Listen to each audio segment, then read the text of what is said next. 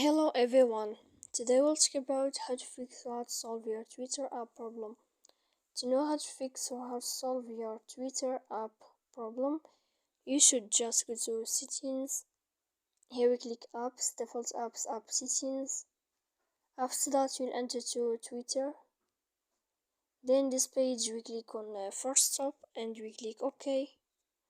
Then in this page we click on storage. Here we click clear cache.